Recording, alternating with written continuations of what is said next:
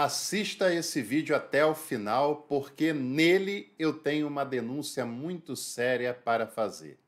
Tem muitos cristãos e até lideranças religiosas fazendo feitiçaria, inclusive nos cultos.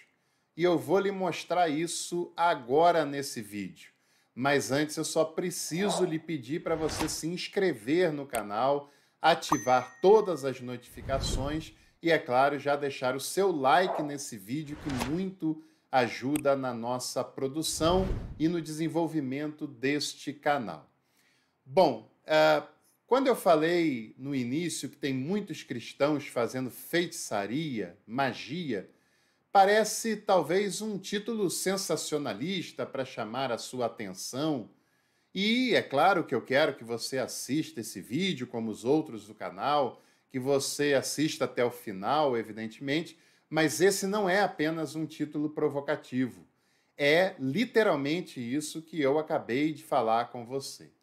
Geralmente, quando nós falamos de coisas que têm apelo ao sobrenatural, nós estamos caminhando por um lugar muito perigoso na nossa fé.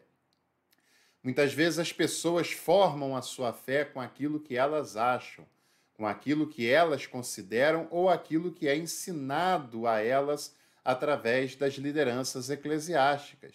Mas as pessoas não formulam a sua fé de acordo com o que Jesus nos revela no seu Evangelho. Se nós somos cristãos, se você não é, você tem todo o direito de não ser, está tudo certo, mas se você é cristão ou cristã, significa dizer que o ponto de partida da sua fé é Jesus de Nazaré e não outro personagem e não outro elemento que não seja ele. Muitas pessoas entendem que milagre, por exemplo, e em breve eu vou fazer um vídeo falando sobre milagre, isso é claro se você comentar aqui embaixo, né, que você queira, mas muitas pessoas entendem o milagre como mover o sobrenatural.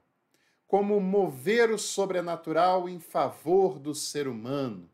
E qualquer aluno de primeiro período de ciência da religião sabe que manipular o sobrenatural em favor do ser humano tem como definição feitiçaria. Quando uma pessoa tenta manipular Deus, manipular as forças espirituais, manipular o sobrenatural em favor do humano, em favor do natural, o nome disso é feitiçaria, o nome disso é magia. E tem algumas pessoas, cristãs inclusive, que pensam que têm o poder de mover o sobrenatural em favor de quem ele quiser. Quem pensa assim está fazendo feitiçaria, ainda que não saiba disso. Você já deve ter ouvido em alguma celebração, em alguma igreja, em algum culto, algum pregador, pregadora, cantor, cantora, seja lá o que for, dizendo: eu vou ensinar você a mover a mão de Deus em seu favor. Vamos ter uma fé que move o coração de Deus em favor do ser humano, ou seja, tentativas de manipular Deus em favor do ser humano. Muitas vezes tem pessoas que ensinam um Deus que está a serviço do ser humano. É só você querer, é só você determinar, é só você exigir, é só você fazer um voto, subir um monte, fazer uma campanha de jejum, de oração, com o objetivo de convencer Deus a dar o que você quer, a fazer o que você quer, o que você precisa. Muitos ensinam um Deus que é servo do ser humano e um Deus que pode ser manipulado pelo ser humano, seja através de orações, de jejuns, de dízimos, seja lá do que for. E lembrando, é claro, a espiritualidade é importante, contribuir com o lugar que você faz parte, com as pessoas que precisam, é importante, é ensinamento. Oração é um ensinamento de Jesus, mas é um ensinamento para que desenvolvamos a intimidade com Deus. Jesus nunca nos ensinou a manipular Deus em nosso favor. Jesus nunca nos ensinou a manipular o sobrenatural em nosso favor. Essa definição é uma definição de feitiçaria. de magia quando se tenta manipular o sobrenatural em favor do humano. Jesus nos ensina um Deus com o qual nós devemos nos relacionar. Se é pecado manipular um outro ser humano para lhe satisfazer, quanto mais manipular Deus para os seus proveitos próprios. Jesus nos ensina uma relação com o próximo horizontal, de respeito e não de manipulação. O outro, é uma outra pessoa, não é um objeto. E Jesus também nos ensina que Deus é uma pessoa. Deus não é um amuleto, Deus não é um objeto a ser manipulado. Deus não é um serviçal do ser humano que está à sua disposição.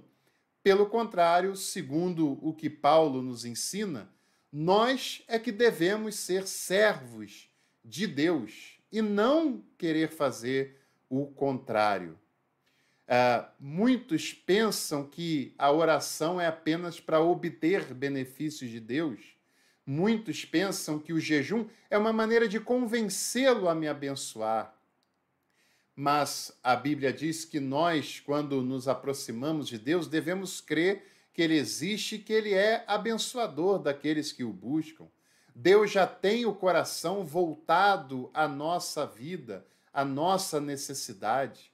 Ele é um Deus de amor e de misericórdia que não precisa ser convencido pelos meus argumentos e pelas minhas manipulações para me dar o que eu quero. Ele sabe o que eu preciso e Ele está comigo em todo o tempo e em todos os momentos. Essa manipulação não apenas é feitiçaria, como também é idolatria.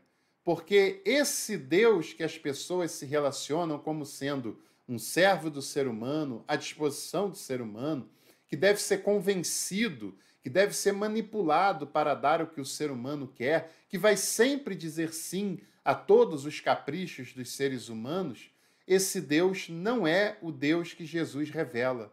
Ele não é o Pai de Jesus Cristo, portanto, ele é um ídolo criado à sua imagem e à sua semelhança.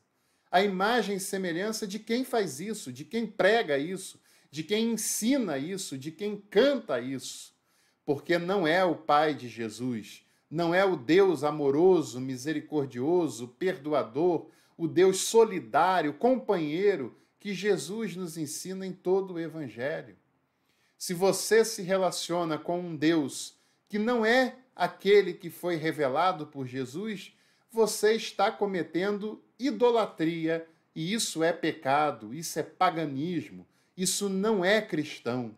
O cristianismo que Jesus ensina parte do pressuposto de que Deus me ama, de que Ele está comigo, de que Ele sabe o que eu preciso, de que Ele sabe quais são as minhas necessidades, de que Ele me ajuda nas minhas fraquezas, de que Ele me ampara nas minhas dificuldades, de que Ele me perdoa quando eu me arrependo e me dá uma oportunidade de recomeçar. O Deus que Jesus revela é o Emanuel, o Deus que está conosco todos os dias, literalmente todos os dias, independente de serem dias bons, maus, desafiadores ou qualquer outra coisa. O Deus que Jesus revela é um Deus amoroso. Ele mesmo diz: qual é o pai que o filho pede um pão e ele lhe dá uma pedra? Qual é o pai que pede um peixe e ele lhe dá uma serpente? Se vós sois maus, sabeis dar coisas boas aos vossos filhos? Quanto mais o Pai não daria o Espírito a quem o pedisse? Pois é, se nós somos incapazes de dar coisas mais aos nossos filhos, quanto mais o Deus a quem Jesus revela. Ele não nos dá tudo o que a gente quer, não faz todos os nossos caprichos, mas Ele está conosco, nos ajuda, nos ampara e nos concede o seu Espírito a cada dia, a cada momento, a cada experiência. Portanto, que a nossa fé, que a nossa espiritualidade estejam pautadas no Deus que é revelado por Jesus. Caso contrário, nós não podemos ser cristãos se não nos adequarmos a Jesus. Um abraço, curta esse vídeo e compartilhe com os seus contatos.